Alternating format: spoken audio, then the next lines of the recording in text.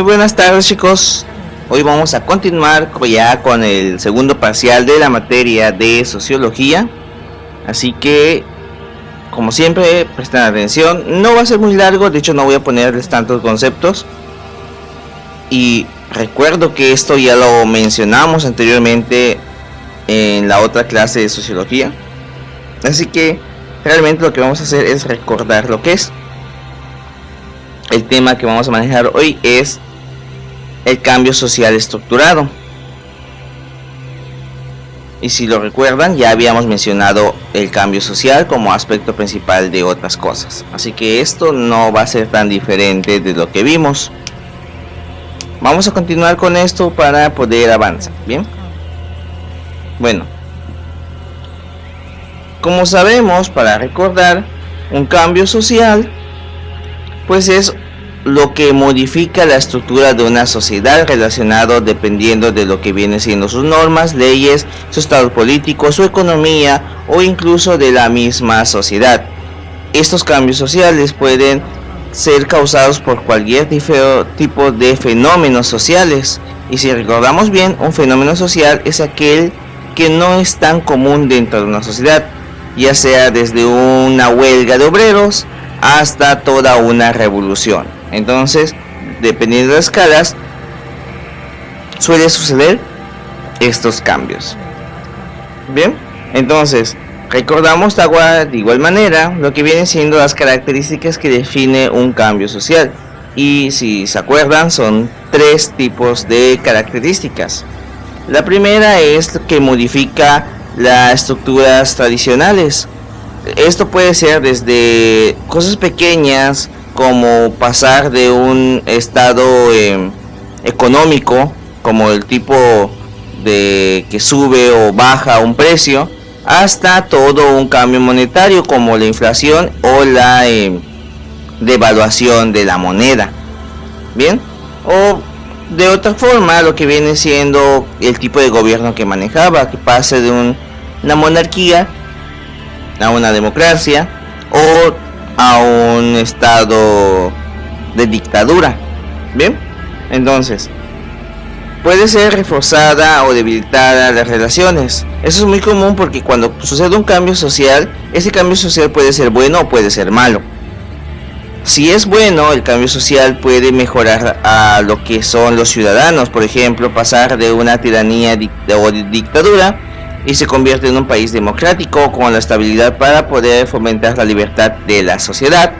O por otra parte, puede pasar de lo que es una democracia a un golpe de estado y convirtiendo a un sistema de gobierno de dictadores, que podría obstaculizar el crecimiento de libertades sociales. Bien. Y por último está lo que puede manifestar diferentes formas. Eso lo mencionamos desde Sociología 1, que dependiendo de la forma en que aparece, esta puede ser cambiada de diferentes aspectos y puede aparecer de muchas formas, como mencionamos, desde una huelga de obreros buscando sindicalizarse o hasta una revolución que cambia por completo un sistema de gobierno. Vamos a hablar de los tipos de cambios sociales que podemos identificar. De hecho, son dos tipos y una se divide en dos. Primero está lo que es el cambio horizontal, ese que no pasa mucho, y esta depende mucho de la igualdad de oportunidades que tiene una sociedad. Vamos a poner un ejemplo que ya habíamos mencionado anteriormente. Si tomamos como ejemplo a uno de sus compañeros que actualmente está trabajando de cajero en un supermercado, y después de esto la persona deja de trabajar en ese supermercado y pasa a otro, pero sigue siendo un cajero, esta persona pasa de mantiene un cambio horizontal, puesto que no creció ni disminuyó, simplemente se movió a otro sistema de trabajo, otro ambiente laboral. También, por ejemplo, cuando cambias de escuela, y regresas al año que siempre estabas anteriormente. Por ejemplo, estabas estudiando en la Universidad de Oxford, por ejemplo, y luego te pasas a la Universidad de Harvard. Si es que alguno de ustedes desea ir por ahí, tal vez tenga la oportunidad. Entonces esas personas siguen siendo universitarios, pero en otras escuelas, en otro ambiente. Sucede en todos tipos y una sociedad puede pasar de otra manera. Por ejemplo, cada 6 años nosotros tenemos un cambio social, que es el cambio de presidente, pero sigue siendo un gobierno presidencial, por lo tanto es un cambio horizontal. No es como que de repente uno se convierte en un rey y ya cambiamos otro tipo de modalidad, y dependiendo de la sociedad se asignará si es más o menos, mejor o peor, dependiendo del cambio que sucede. Y hablando de eso, ya pasamos a lo que viene siendo los tipos de cambios verticales, y estos se dividen en dos. El primer tipo de cambio vertical es el ascendente. Este tipo de cambio indica el crecimiento de una sociedad que pasa de un nivel a otro. O para hacerlo en términos más sencillos, imaginemos que la persona que ustedes imaginaron trabajando de cajero, de repente, después de cierto tiempo de trabajar ahí, le piden que sea gerente. Esa persona trabajó y tuvo un crecimiento, un cambio ascendente. Pasó de un puesto menor a un puesto mayor. Este es un tipo de cambio ascendente. Ahora imagínenselo en una sociedad completa. Y por otra parte, el otro tipo de cambio social vertical es el descendente, que pues es lo contrario del que ya mencionamos. Esta pues disminuye o baja su nivel. Imagínense nuevamente a esa persona que estaba trabajando de cajero, lleva muchos años de cajero y pues hace algo mal o baja el sistema de ingresos en ese trabajo y lo reducen nuevamente a trabajar de cajero. O sea, esa persona ahora descendió a otro nivel y cambió obviamente su sistema. Imagínense de esa misma forma a lo que viene siendo un cambio en una sociedad.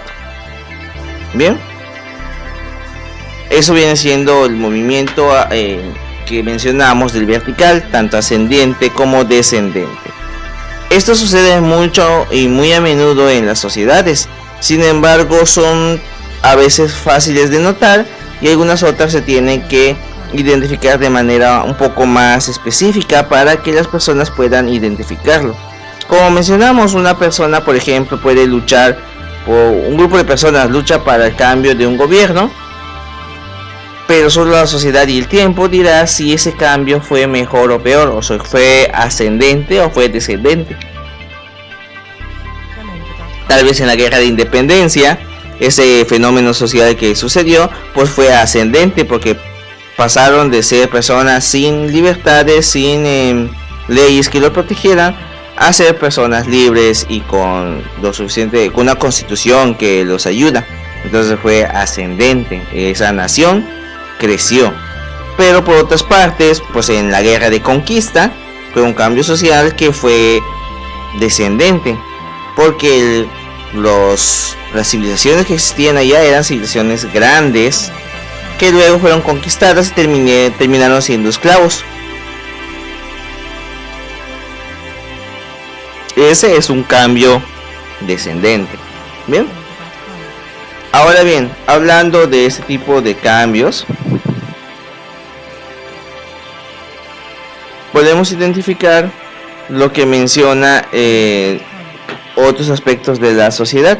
Por ejemplo, Peter Bloom y Otis de Duncan, en su modelo de logros de estatus de su trabajo, La estructura de la sociedad americana, de 1967, manifiestan que los cambios ascendentes y descendentes están muy relacionados con 5 variables, a los que ellos definieron como 3 endógenas, en las que identifica la educación, de las personas, la primera ocupación que tiene y la ocupación actual que mantiene, o sea, hablando de una manera más familiarizada, como los hijos. Cuando tiene un hijo o la familia llega a tener un hijo, este debe mantener una educación. Luego, ¿qué ocupación es la que mantiene? Principalmente ocupa el rol de hijo, estudiante, etcétera, etcétera. Y luego una ocupación que mantiene después, ya sea un oficio o una carrera. Estas son tres variables endógenas.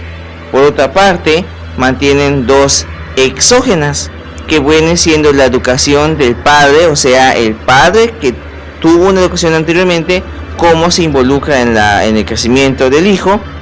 La ocupación del padre cuando el hijo ya cumple los 16 años, según estos autores. Dependiendo de estos cambios, la sociedad puede aumentar o decrecer, puesto que la primer sociedad o el primer núcleo que mantiene un individuo viene siendo la familia. Esto lo dice estos dos autores, relacionando que las facturas de cada individuo mantienen una relación en los cambios ascendentes o descendentes. Bien, esto lo vamos a dejar un poco más respectivamente en una actividad del modo, así que estén pendientes de ello. Por otra parte, Karl Marx menciona que pues un cambio social suele manifestarse en una sociedad que está luchando en clases y aspectos sociales, y estos cambios sociales se convierten en el motor del crecimiento y el desarrollo de una sociedad, de aspectos tanto políticos como económicos. Él aseguraba que toda sociedad debe mantener un cambio que debe surgir, ya sean de menor escala, como podríamos mencionar que se cambie una reforma o una ley que le dieran la oportunidad de crecer a este tipo de individuos, o por otra parte algo un poco más grandes, como lo que es la destitución de un líder o un gobernador, o incluso un golpe de estado. Desde lo más pequeño hasta lo más grande, una sociedad debe cumplir o siempre va a mantener este tipo de cambios sociales para que pueda desarrollarse y crecer.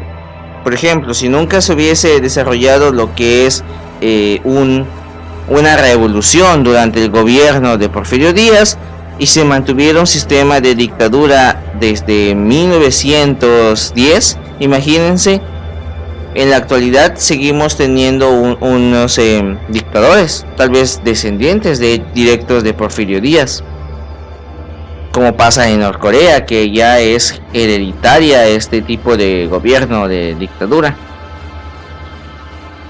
Por lo tanto, los cambios sociales se mantienen una estructura de desarrollo en una sociedad.